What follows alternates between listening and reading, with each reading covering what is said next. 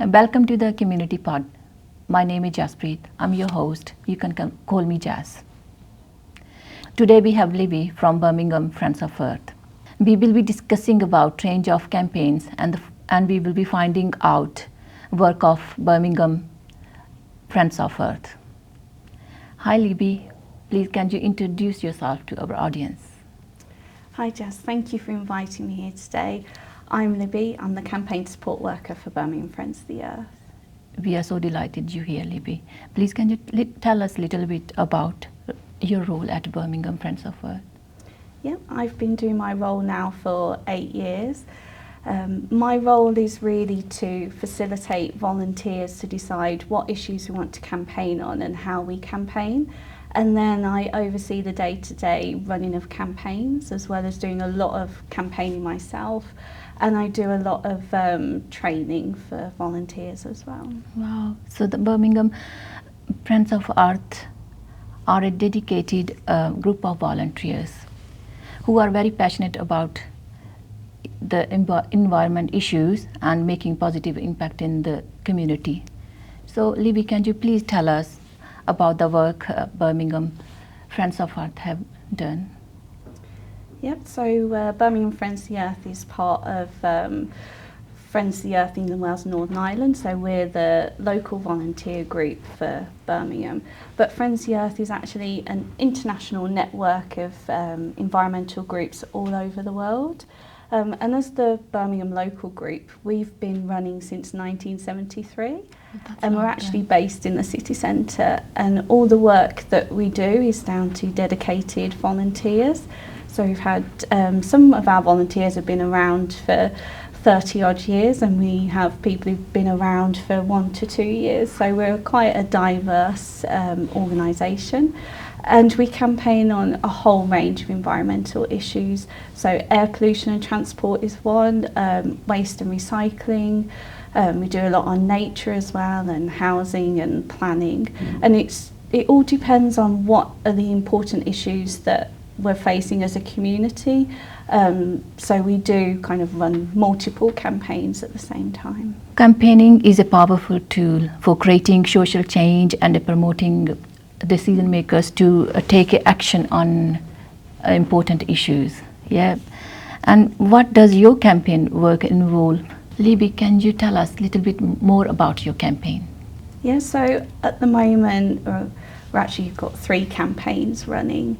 So the priority, well, we say priority, but priorities are different at different times of the year. So for the past couple of years, our main campaign has been United for Warm Homes. Mm-hmm. So we've been calling on the government for immediate financial support to those experiencing fuel poverty. Okay. Then we have a medium-term ask of we want the government to fund a street-by-street installation programme. And then a longer term ask is a move from a fossil fuel energy system to renewable energies.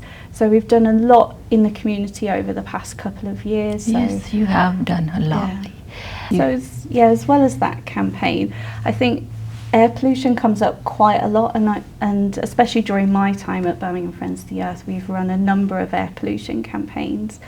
So our Let's Get Moving campaign was actually the very first campaign I've ever been involved in. It actually attracted me to the organisation, and we were calling on the council to invest £10 per person per year on walking and cycling, and I think that was for about 10 years.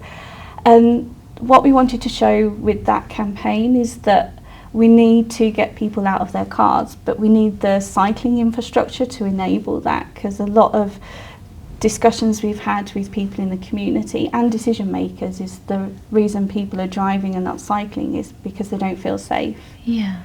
So our current air pollution campaign is a breath of fresh air. Okay. And that campaign really started around 2015, 2016. So it was around the time that Client Earth, which is an environmental law organisation, had taken the UK government to court over the breach of EU limits for nitrogen dioxide. and Client Earth won, and the government had to come up with a plan of how to reduce the levels of nitrogen dioxide. And one of the plans the government were proposing was clean air zones, and they identified 5 cities across England where we had to have a charging clean air zone, and Birmingham was one of them. So we did a lot of campaigning around calling for a clean air zone. It wasn't our most popular campaign amongst the community, but we also recognised that the clean air zone by itself isn't the solution. That's why alongside the clean air zone we were also calling on the council and the government to invest more in public transport and active travel, because if you want people to use the car less, then the alternatives have to be easier. So we did a lot of what we call lobbying. So we had petitions that we sent to the council, and we also got in touch with different councillors to raise awareness of why it's important that we tackle air pollution in the city. But then we also went into communities and built support with different organisations and faith groups as well, and it was just starting that conversation. Are you doing that in different languages as well? You're doing the leaflets? Well, that's what we wanted to do, so we didn't know how to go about that, and we keep saying to ourselves as a group that we need to have things in different languages. So it'd be great if, I don't know, I'm reaching out to your listeners now, that if people are interested in environmental issues and even air pollution, if they get in touch, and we would really appreciate some help in getting our campaigns materials into. Of course, we did a focus group yesterday about air pollution, and the ladies were there, they were speaking different languages, and when we were trying to find out how they're feeling about the podcast, they were saying that it will be more better if it's in their own languages, so they can understand more better. Yeah, definitely, and that's something that we're really conscious of. And in a lot of our communications as well with decision makers, we've actually said when the council are communicating things, they need to be in a variety of languages as well, so people really understand what's going on. Yes, thank you. So Libby, what should be government and local authorities should be doing about that? They really need to put the investment into public transport and active travel. So when we say active travel, we mean walking, cycling, scooting, and even making it easier for people with limited mobility to be able to get out and about. We don't expect people who can't get about as easy not to drive their car, but if less people drove, then there'd be less traffic, and we just feel like to encourage that shift away from cars, we do need that heavy investment, and to make it easier as well. So when we first launched the Breath of Fresh Air campaigning, the ticketing on buses was really confusing. They had so many different types of tickets. But more recently, actually, what do you mean by that, different type of tickets? They had like day savers, singles, and then different types of day savers as well. And a lot of people said it was confusing, because then you could get a ticket for the bus and the train and not the tram, and so a simplified ticketing system, they said, would help as well. And I know that's something that decision makers have been looking at as well, and have reduced the number of tickets just to make it simple. A lot of people that we spoke to said they don't know how to get a bus. And it's confusing. It is confusing. And as technology has making it easier, now you've got the apps and things, but not everybody has access to apps. So it's really important that they're still able to get on the bus and pay the cash and know exactly what type of ticket they want. People just having the confidence. And when we think about active travel, a lot of people say they don't feel comfortable cycling because they feel that the roads are too dangerous. Yes, I agree with that. Some drivers are really driving so fast, and of course cycling. And I use public transport to get around, and I used to cycle into the city centre every day, but then I felt it was too dangerous and I stopped, and it felt such a shame, because when you're when you are cycling, you feel so much better because you're exercising, and you don't quite realise that the benefits from active travel, that if you're leading busy lives, how do you fit your exercise in? It could be, well, I'm going to cycle to the shop, or I'm going to cycle to work, and you're making yourself so much healthier as well. Yes, thank you. Libby, can you tell me more about your nature campaign? Yeah, so we run a variety of different nature campaigns, but one that really ties in with air pollution and air quality was our More Trees Please campaign. Yes. So we were calling on the government and at a local level to double tree cover. Yeah. And trees play a really important role, and you don't necessarily think about the benefits of having street trees. So trees are a really good filter system, so they can filter out air pollution, and especially with the plane trees, the type of tree, they'll take the pollutants out of the air, and then as they lose their bark in winter, it takes the pollution with them, so it's kind of renewing itself. Yeah. And research has showed that if you have more trees, it helps to filter air quality, but it also has the benefit of reducing temperature as well. And especially in summer when it gets really, really hot, it's 5 degrees cooler under a tree. Wow. So as well as them being a good filter system, Yes. they're also a good cooling system. Yes. And I think if people didn't necessarily want to get involved in campaigning as in lobbying, there's always practical things people could do. So if some new trees have been planted, going out and watering them really helps them to grow and survive. So if people did want that more practical type of campaigning, that's a really nice one to get involved in. Yeah. And there's lots of organisations like the Birmingham Tree people who do look for volunteers who can go out and help care for the trees.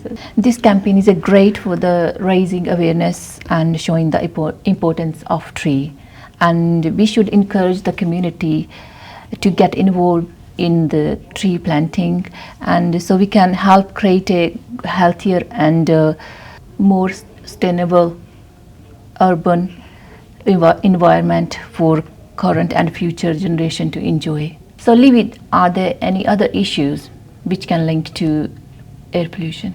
I'm really glad you asked that, Jazz, because environmental issues tend to interlink with each other as well. And another of our campaigns, which is an air quality issue, is our Waste Isn't Rubbish campaign.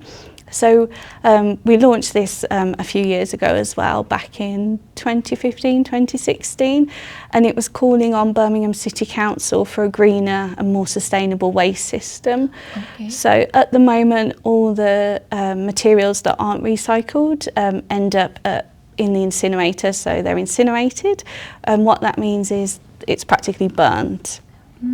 And there's a lot of chemicals that are produced, and you don't always know what people have thrown away. Yes. And it is just really bad for our health as well. So pollutants like in the air get taken up, and they can spread across the city as well. So it might not necessarily be in the immediate area. So by actually recycling more, and being able to recycle more types of materials as well, then we'll get to the point where we won't need to incinerate things anymore. And I know that the council are looking to introduce a new waste system from next year because of some government legislation that's coming through. That's really and good. Yeah. We've been campaigning for a food waste collection, so we're really happy that that's going to be introduced. So yeah, you don't necessarily think about when you're throwing things away what impact that's going to have on air quality as well. And it is sort of all interlinked. How we live our lives can really affect air quality, from transport to nature to waste. True. And it is an issue that a lot of people talk to us about. So I do a lot of community outreach, and it doesn't matter the topic I talk about, it always comes back to waste. And in lots of parts of the city, dumping is a really big issue. Where I live as well, it is a really big issue. And what we need to do is keep going on at our councillors and at the council to say this is unacceptable. We need to have a waste system that can manage this. Yes, yes. Thank you. And then more litter pickers as well. So there are some fantastic groups out there who go out and do litter picking. Okay, that's good. So how can individuals and communities in the Birmingham work together to increase the recycling rate and reduce air pollution through sustainable practices? That's a really, really good question, because we all have to work together. So communities have to come together. We have to work with decision makers and looking at different areas as well. So like you mentioned, the dumping of rubbish, organising litter picks as well, and going out talking to your community. So if you're a member of a particular group, or you go to a place of worship, having those conversations with people as well. It's very important. It is really important, and having those conversations can get people thinking, because you don't necessarily think about, well, say for example somebody thought, oh well, I'll just drop this on the floor, it's only one piece of rubbish. But when you add it all together, and it's something that we all need to work together, so residents, businesses, councillors, decision makers, just like everyone, we all need to come together and tackle this, and have pride in where we live as well, and have that sense of community. That's it. Very, very true. Very. So what kind of actions individuals take? Everyone in the city has a councillor and MP, and as an organisation we do contact councillors and MPs, but they really want to hear from their own constituents. So actually getting in touch with them, whether it's writing a letter or contacting them on social media, or you can arrange to meet with them, so they'll have surgeries. There's also ward meetings as well. So actually just engaging and starting that conversation, and it can be quite daunting the first time when you want to get in touch with your councillor. You're a bit like, oh, what shall I say? And then there's organisations like us and other organisations who can help with that. We can advise you. We have template emails that you could have a look at and then add your own bit, or if you've got a meeting with your councillor or MP coming up, we can have a conversation about how do you approach a conversation. Very good information. Thank you, Libby. Thank you. So another way people can take action, so the council and the government run consultations, so they ask for people's opinions on different issues or different policies or things that they want to implement, and it's a really good way of getting your voices heard as well. So for example, at the moment we're responding to an updated Birmingham City local plan, and within that they're looking at the city over kind of a longer term, and it's got different plans for different areas of the city, and they want to hear what people think. Really? So Libby, are they really listening to you? Well, I think we have to use the mechanism that we've got at the moment, and they do have to take into account what people are saying, but obviously they can listen to us a lot more than they do. But these are just a great way of showing the council and decision makers that people are watching what they're doing, they do have an opinion, and the more opinions that are getting out there, the more that they're like, okay, this is an issue that people actually care about. So how can people get contact with them, and can you tell us a little bit about that? Yep, so there's lots of different ways people can get in touch. So we're based in the city centre on Allison Street, so our building's called The Warehouse. People are welcome to stop by. There's lots of different things going on in the building, so we've got shops, there's a cafe, but also we're upstairs, and we always like people to come in and talk to us to find out more. And we're usually there kind of Monday to Friday if people want to drop in. They can also call us as well. So usually we're there Monday to Friday. Yeah. And then there's also email, so people can email us. There's lots of information on our website as well.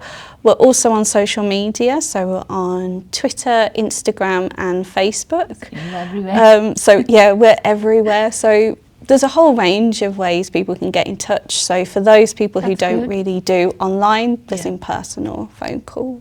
Okay, thanks. Thank you, Libby, for coming here and sharing your valuable and insights and information on air pollution. We are very grateful for your dedication to creating a cleaner and healthier environment for all of us.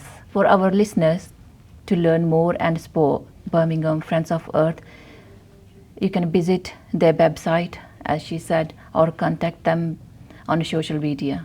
Together, we can make a positive impact and advocate for cleaner air for all. Thank you for listening and joining this important discussion. For more information on air pollution, stay tuned for our next episode. Until then, start working as a one community for make a positive difference in the environment. Thank you.